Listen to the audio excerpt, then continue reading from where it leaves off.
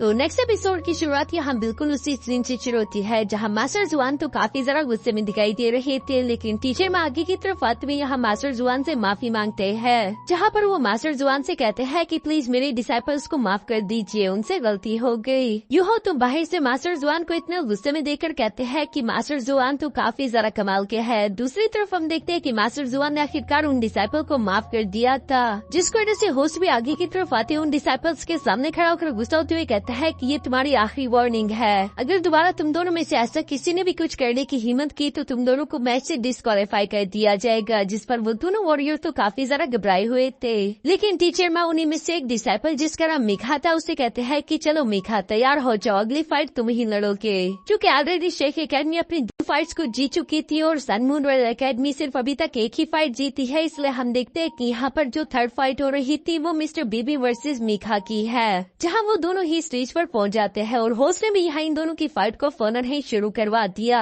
Fight के शुरू होते साथ ही अचानक हम देखते हैं कि मीका ने गुस्से में आते साथ ही अपनी फुल पोटेंशियल पावर को एक्टिवेट कर लिया, जो देखकर ऑडियंस हैरान होते हुए कहती है कि आखिर ये सन मून रॉयल एकेडमी के इस डिसाइपल को हो क्या चुका है, ये अपने जज्बात को काबू नहीं रख सकता, जो कि आते साथ ही इसने अपने फुल कैनन पावर को एक्टिवेट कर लिया। दूसरी तरफ नीचे अरीना में हम देखते हैं कि मीका अपने सोल गाइडेंस कैनल्स का इस्तेमाल करते हुए मिस्टर बीबी पर लगातार पावरफुल अटैक चलते जा रहा था, जहाँ पर मिस्टर बीबी तेजी के साथ मूव करते उसके हर एक अटैक को डॉज करता है। ये देखकर मीका को तो गुस्सा आ रहा था कि आखिर ये बीबी इतना जरा फुर्तीला कैसे है जो कि उसके हर एक अटैक को इतने आसानी के साथ डॉज कर पा रहा था, लेकिन वो हार नहीं मानता, बल्कि वो उल्टा यहाँ पर अपने सोल गाइडेंस कैनन की पावर्स को और जरा बढ़ा देता है। वो किसी भी हाल में यहाँ मिस्टर बीबी को मार देना चाहता है, लेकिन दूसरी तरफ मिस्टर बीबी भी इतनी आसानी के साथ हार मानने वालों में से नहीं था। वो फौरन ही अपने पास से 2 स्फेरिकल बॉम्ब निकाल लेता है, जिसे उसने तेजी के साथ मीका की तरफ थ्रो कर दिया था। इससे पहले कि मीका इस बारे में कुछ भी समझ पाता तब तक वो स्फेरिकल बॉम्ब्स यहाँ मीका के काफी जरा पास आ चुके थे, जहाँ आते साथ ही वो फौरन से ब्लास्ट कर देते हैं। इस ब्लास्ट के कारण हम देखते हैं कि मीका घसीटता हुआ पीछे की तरफ चला गया, जहाँ उसने आसपास लास्ट मूवमेंट पर एक बैरियर भी क्रिएट कर लिया था और इससे वो खुद को प्रोटेक्ट भी कर चुका है। लेकिन यहाँ ब्लास्ट के खत्म होने के बाद मीका तो सोच रहा था कि ये बेबी के अटैक तो बहुत ही जरा बेकार थे, क्योंकि उसका असर ज्यादा कुछ हुआ नहीं। दूसरी तरफ मिस्टर बेबी यहाँ पर मीका क्यों कहता है कि शायद तुमने टंगस्टन के हिडन वेपन्स के बारे में कुछ भी नहीं सुना, अगर सुना होता तो तुम इस तरह की बातें ना करते। ये कहते हुए मीका जैसे अपने कंधे की तरफ देखता है, उसके कंधे पर कुछ नीडल्स लगे हुए थे और इन नीडल्स की वजह से वो बेहोश होकर फौरन से जमीन पर गिर गया, जो देखकर होस्ट भी वहाँ पर फौरन पहुँच गया था। और यहाँ मीका की कंडीशन चेक करने के बाद वो मिस्टर बीबी से कहता है कि क्या तुमने इसे जहर दे दिया, जिस पर मिस्टर बीबी जवाब देते हुए कहता है कि फिक्र मत करो, वो पॉइजन नीडल उसकी जान नहीं लेंगे, बस ये सिर्फ सारा दिन सोता रहेगा। जिसकी वजह से आखिरकार होस्ट ने अनाउंसमेंट कर दी थी कि इस फाइट का विनर है मिस्टर बेबी। ये सुनकर शेक डेविल्स तो काफी जरा खुश हो गए थे, लेकिन टीचर माँ को बिल्कुल भी अच्छा नहीं लग रहा था। इसलिए अचानक ही हम देखते हैं कि वहाँ पर होंगचेन की बहन होंग मिंग आ गई, जिसे देखकर टीचर माँ कहते हैं कि तुम्हारी मार्शल सोल की पावर अब तुम्हें इस्तेमाल करनी ही होगी, तुम्हें दिखाना होगा इन लोगों को कि तुम क्या कर सकती हो, क्योंकि अब सन मून रॉयल एकेडमी की इज्जत तुम्हारे हाथों में है। जो सुनकर होंग मिंग जवाब देते हुए कहती है कि टीचर आप बिल्कुल फिक्र मत करो, मैं इस बात को साबित कर दूंगी कि ये शेक डेविल्स वैसे ही हवा में उड़ते हैं। ये कहने के बाद आखिरकार हम देखते हैं कि होंग मिंग काफी जरा कूल तरीके से अरीना की तरफ आ चुकी थी, जहाँ उसे कूल तरीके से अरीना में आता हुआ देखकर मिस जावी कहती है कि पिछली दफा फाइट के दौरान हम होंग मिंग की रियल एबिलिटीज नहीं देख पाए थे, इस बार हम लोगों को जानने को मिलेगा कि होंग मिंग की आखिर कौन सी रियल एबिलिटीज है जिन्हें वो अब तक छुपा कर रखी हुई थी। दूसरी तरफ होंग मिंग को हम देखते हैं जो कि यहाँ पर मिस्टर बीबी से कहती है कि प्लीज मुझ पर जरा रहम दिखाना। ये कहते हुए होंग मिंग ने फौरन से वहाँ पर अपनी आई स्टोर की मार्शल सोल को एक्टिवेट कर लिया था, जिसे देखकर मिस्टर बीबी हैरान होते हुए कहता है कि आखिर ये किस तरह की मार्शल सोल है, लेकिन पीछे मौजूद मास्टर जुबान तो समझ गए थे कि वो क्या है, इसलिए वो यहाँ पर मिस्टर बीबी से कहते हैं कि जरा संभल कर। पर तब तक काफी देर हो चुकी थी, क्योंकि अचानक ये फाइट शुरू हो गई है, जहाँ पर हम देखते हैं कि होंग मिंग ने सबसे पहला पॉइजन अटैक फौरन से यहाँ मिस्टर बीबी पर चल दिया था। मिस्टर बीबी उस पॉइजन अटैक को ब्लॉक करने के लिए फौरन अपने टी-रेक्स थंडर ड्रैगन का इस्तेमाल करता है, लेकिन यही उसकी सबसे बड़ी गलती थी, क्योंकि मिस्टर बीबी का टी-रेक्स थंडर ड्रैगन यहाँ पर कुछ भी नहीं कर पाया और वो पॉइजन यहाँ मिस्टर बीबी की बॉडी तक पहुँच गया था, जिससे इनहेल करते साथ ही अचानक मिस्टर बीबी बेहोश होकर अपनी जगह पर गिर गया। यानी कि ये पॉइजन बहुत ही जरा खतरनाक है, जिसको कोई भी स्टैंड नहीं कर सकता। यूह और उसके दोस्तों ये देखकर बहुत ही जरा परेशान हो गए थे,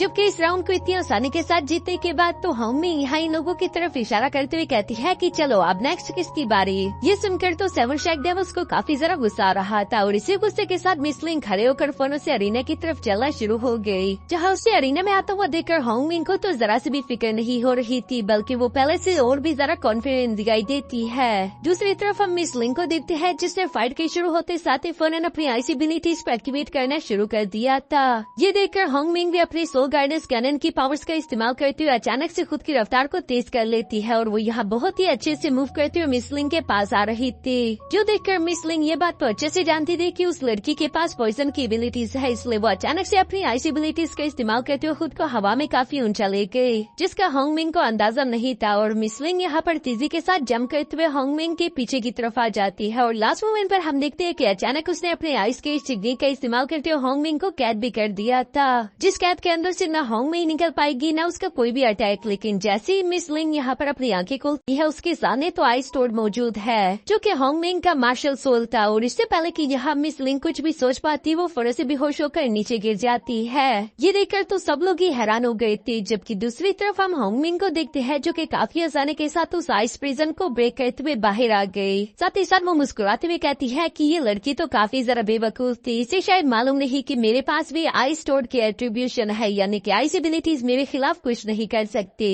शायद डेविल्स को तो समझ नहीं आ रहा था कि आखिर उनके साथ ये सब हो क्या रहा है। सिर्फ 2 मिनट के अंदर ही उनके 2 वॉरियर्स नॉकडाउन हो गए। ये लड़की तो काफी आसानी के साथ उनके वॉरियर्स का सफाया कर रही थी, जो सब कुछ डाई याओ हेन से बर्दाश्त नहीं होता, इसलिए वो खड़ा होकर कहता है कि अगली फाइट मैं लड़ूंगा। यहाँ डाई याओ हेन को ये फैसला करता हुआ देखकर एम्परर उसके फादर मास्टर ड्यूक से सवाल करते हुए पूछते हैं कि तुम्हें क्या लगता है कि डाई याओ हेन क्या इस पॉइजनियस गर्ल को हरा पाएगा, जिस पर मास्टर ड्यूक जवाब देते हुए कहते हैं कि प्लीज मुझे माफ कर दीजिए, लेकिन इसके बारे में मैं अभी के लिए कुछ नहीं कह सकता। वैसे तो मुझे अपनी बेटी पर पूरा भरोसा है, लेकिन अगर वो खुद को ताकतवर करना चाहता है तो उसे इस तरह की मुश्किलों से गुजरना ही होगा। जो जवाब सुनकर तो एम्परर भी खुश हो गए। दूसरी तरफ नीचे अरीना में हम देखते हैं कि डाई याओ हेन ने यहाँ आगे की तरफ बढ़ते हुए होंगमिन पर अटैक करना शुरू कर दिए थे। जहाँ डाई याओ हेन के अटैक से दूर रहने के लिए हम देखते हैं कि होंगमिन फौरन अपने सोल गाइडेंस विंग्स को एक्टिवेट करते वहाँ से दूर हटना शुरू कर चुकी थी, लेकिन साथ ही उसने अपने पॉइजन वाली चाल भी डाई याओ हेन पर चलना शुरू कर दी है, जिसकी वजह से हम देखते हैं कि डाई याओ हेन के ब्लड में पॉइजन घुलना मिलना शुरू हो गया और उसकी बॉडी पर इफेक्ट भी साबित हो रहे थे।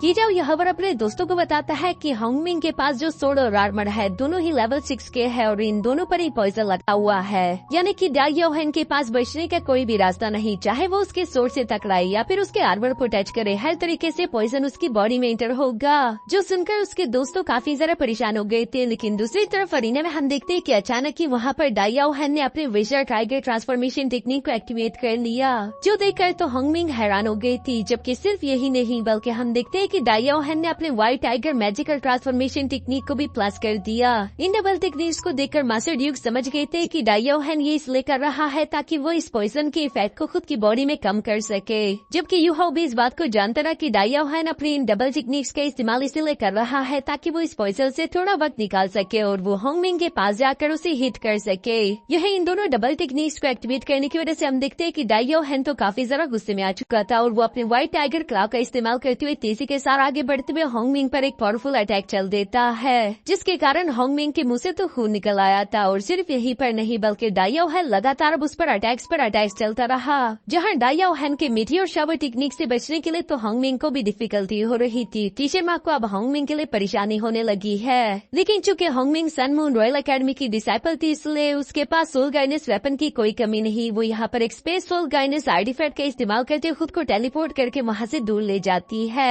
नीचे की तरफ डाई याओ हेन की बॉडी में पॉइजन पूरी तरीके से फैल चुका था। वो जानता रहा कि वो ज्यादा देर तक मैदान में नहीं टिक पाएगा। इवन के होंगमिन भी यहाँ पर खुश होते हुए कह रही थी कि ये सब कुछ जल्दी खत्म हो रहा है और साथ ही साथ हम देखते हैं कि उसने अपने लेवल 6 के सोर्ड के पावर्स को एक्टिवेट कर लिया है, जहाँ उसकी एक सोर्ड में फायर की एबिलिटीज थी और दूसरी सोर्ड में आइस एबिलिटीज, और उन दोनों को कंबाइन करके वो यहाँ पर एक पावरफुल अटैक चलने वाली थी। इस 10,000 साल पुराने सोर्डिंग वाले अटैक को देखकर तो उसके दोस्त भी खुश हो गए थे। वो जानते थे कि अब तो हम ही जीतेंगे। होंगमिन के इस आइस फायर स्पाइरल अटैक को अपनी तरफ आता हुआ देखकर डाई याओ हेन भी हार नहीं मानता, बल्कि वो फोन से अपने एब्सोल्यूट डिफेंस सोलबोन की पावर को एक्टिवेट कर चुका, जिसका इस्तेमाल करते हुए डाई याओ हेन ने यहाँ पर होंगमिन के अटैक को पूरी तरीके से ब्लॉक कर दिया था। ये देखकर टीचर माँ तो सरप्राइज हो गए थे, क्योंकि उन लोगों ने डाई याओ हेन के इस टेक्निक को पहले कभी नहीं देखा था। दूसरी तरफ मास्टर ड्यूक तो समझते थे कि डाई याओ हेन इस टेक्निक का सिर्फ एक बार ही इस्तेमाल कर पाएगा, लेकिन डाई याओ हेन के लिए ये काफी है, क्योंकि एरिना में अचानक से हम देखते हैं कि डाई याओ हेन ने अपने टाइगर किल टेक्निक का इस्तेमाल करते हुए एक जोरदार हिट करते हुए होंगमिन को हिट करके पीछे हटा दिया है, जिसके बाद वो पूरी तरीके से ड्रंकन दिखाई दे रहा था और वो हंसते हुए कहता है कि तुम्हें क्या लगता है कि तुम्हारा ये पॉइजन मुझे इफेक्ट करेगा?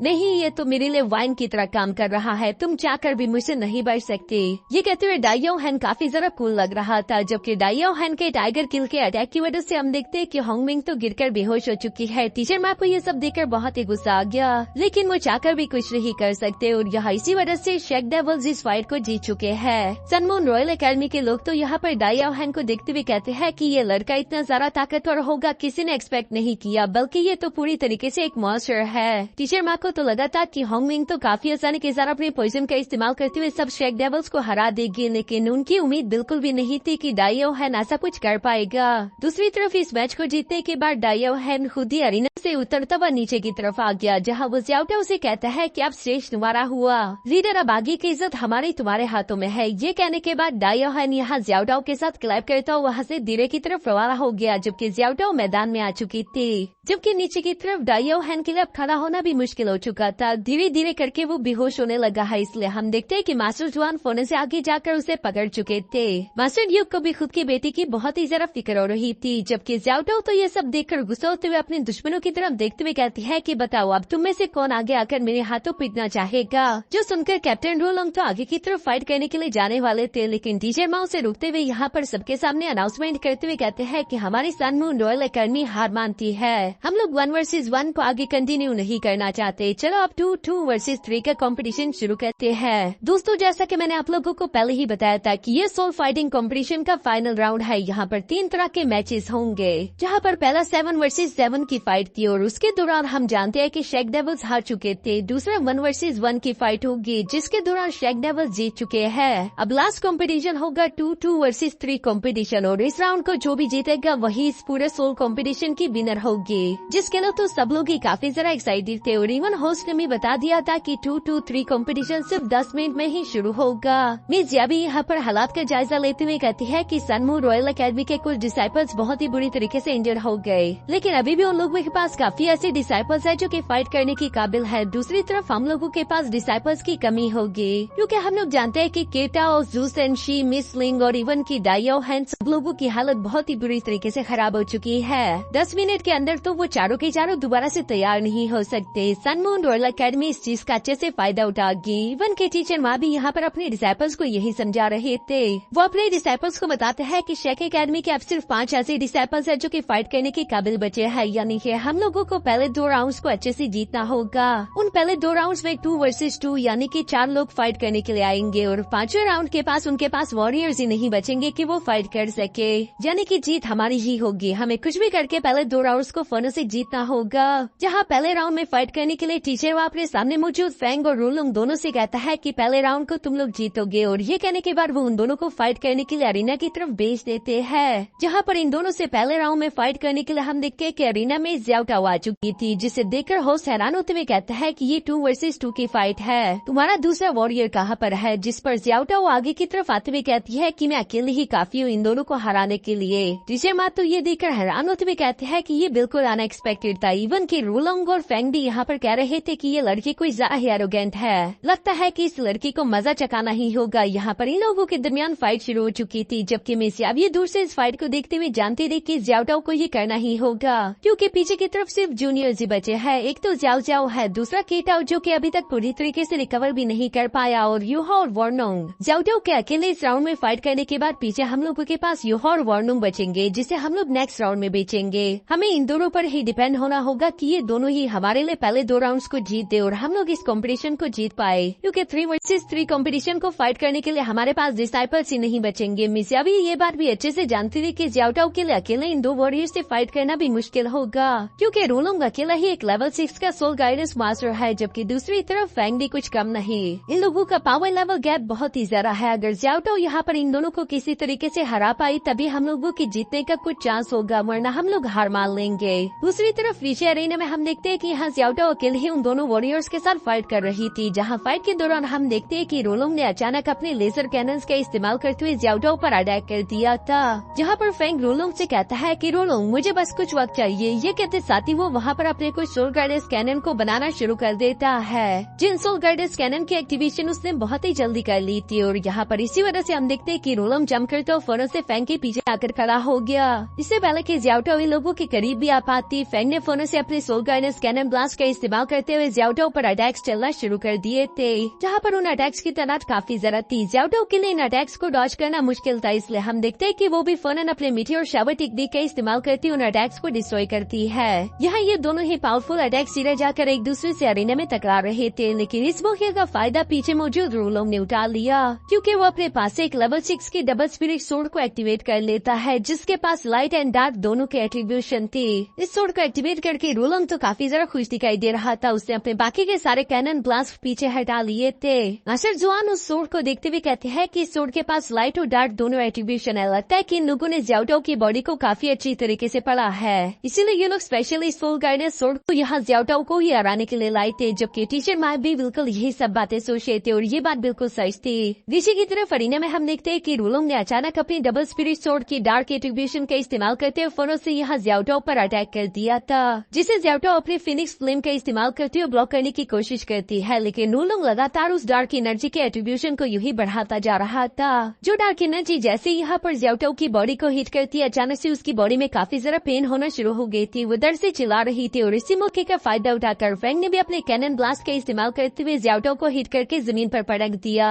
ज़्याओटाओ को यूं दर्द में तड़पता हुआ देखकर मिस ज़्यावी समझ गई थी कि उन लोगों ने जानबूझकर डार्क एनर्जी का इस्तेमाल किया ताकि वो ज़्याओटाओ की इवल फायर फिनिक्स के सोल को अनलीश करवा सके। वही इवल फायर फिनिक्स की सोल यहाँ ज़्याओटाओ पर काबू कर रही है, जिसकी वजह से उसे इतनी ज्यादा पेन हो रही थी। ज़्याओटाओ तो दर्द से चिल्लाती है, जबकि टीचर माँ यहाँ पर खुश होता हुआ कह रहा था कि इस डबल स्पिरिट सोर्ड में लाइट और डार्क एनर्जी है, जहाँ पर हम लोग इस डबल स्पिरिट सोर्ड की डार्क एनर्जी का इस्तेमाल करते हुए अपने ओपिनियन की डार्क एनर्जी को और ज्यादा बढ़ा पाएंगे। इवन की रूलोंग भी यहाँ पर अरीना में खुश होते हुए ज़्याओटाओ की तरफ देखते हुए कहता है कि चलो भी हार मान लो, तुम पर दोबारा डार्क एनर्जी काबू कर चुके हैं, तुम इस मैदान में नहीं जीत पाओगी। लेकिन मिस ज़्यावी यहाँ पर रूलोंग की ये हरकतें देखकर कहती है कि तुम लोग पागल हो चुके हो, तुम लोग जानते नहीं कि तुम लोगों ने किस बला को अनलीश करवा दिया। मिस ज़्यावी को तो यहाँ पर डर लग रहा था कि किसी की मौत न हो जाए, इसलिए वो होस्ट से कहती है कि फौरन इस मैच को यहीं पर रोक दो। लेकिन तब तक हम देखते हैं कि ज़्याओटाओ एक बार फिर से अपने पैरों पर खड़ी हो चुकी थी और वो हार मानने के लिए तैयार नहीं। उसके मन में तो बस सिर्फ यही बातें चल रही थी कि वो अपने सेवन शैक डेविल्स की लीडर है और वो अपनी टीम को यूं बेइज्जत होता हुआ नहीं देख सकती, वो किसी भी हार में जीतना चाहती है। यहाँ इन सारी बातें को सोचते हुए अचानक से हम देखते हैं कि ज़्याओटाओ की इवल सोल उस पर हावी हो चुकी थी, उसके चेहरे पर न्यू मार्क्स आ चुके थे, जबकि उसकी पावर्स भी पहले से डबल हो चुकी थी, जो देखकर रूलोंग घबराते हुए अपनी डबल स्पिरिट सोर्ड की लाइट एनर्जी का इस्तेमाल करते हुए अब ज़्याओटाओ पर अटैक करना चाहता था। लेकिन मास्टर जुआन यहाँ पर मुस्कुराते हुए कहते हैं कि तुम लोग बहुत बड़े बेवकूफ हो,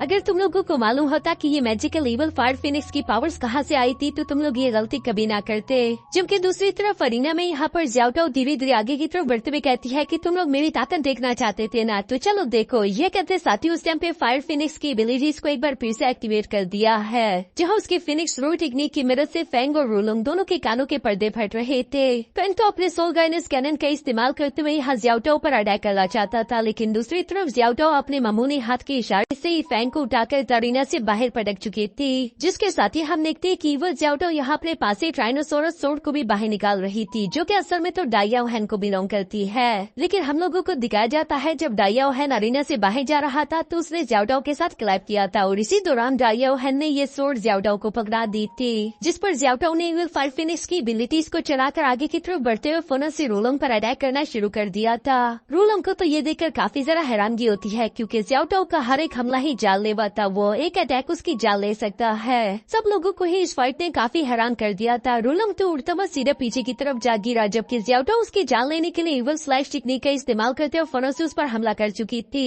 रूलोंग जानता था कि अभी अगर उससे हार ना मानी तो वो मारा जाएगा, इसलिए वो चिल्लाते हुए कहता है कि मैं हार मानता हूँ, जिसकी वजह से होस्ट फोनों से सामने आकर उस किलिंग स्लैश को तो डिस्ट्रॉय कर देता है। रूलोंग तो ज़्याओटाओ की ये इविल पावर देखकर शॉक में चला गया था, जबकि इवन होस्ट भी अपने हाथ की तरफ देखते हुए अपने मन में कहता है कि ये अटैक काफी ज्यादा खतरनाक था, वो भी इसे बड़ी मुश्किल से रोक पाया। ज़्याओटाओ के स्लैश अटैक्स ने चारों तरफ अरीना में काफी ज्यादा तबाही मचा दी थी। चूँकि अब वो जीत चुकी है तो धीरे धीरे वो बेहोश होना शुरू हो गई। मास्टर जुआन तेजी के साथ जंप करते हुए ज़्याओटाओ को लेकर अरीना से बाहर आ गए, जहाँ पर वो अपनी पावर्स का इस्तेमाल करते हुए ज़्याओटाओ की इविल सोल को सप्रेस करने की कोशिश करना शुरू कर देते हैं। यूहाओ आगे की तरफ आते हुए मास्टर जुआन से कहता है कि मैं उसकी मदद कर सकता हूँ, लेकिन मास्टर जुआन ने उसे मना कर दिया, क्योंकि इविल फायर फिनिक्स की सोल यहाँ ज़्याओटाओ पर पूरी तरीके से काबू कर चुकी थी। मास्टर जुआन को तो डर लग रहा था कि कहीं फ्यूचर में जाकर ज़्याओटाओ इविल सोल मास्टर ना बन जाए। दूसरी तरफ ज़्याओटाओ यहाँ बेहोश होने से पहले यूहा और वर्नोंग की तरफ देखते हुए कहती है कि अब जीत तुम्हारे हाथों में है, तुम्हें हमारे अकेडमी के लिए जीतना होगा।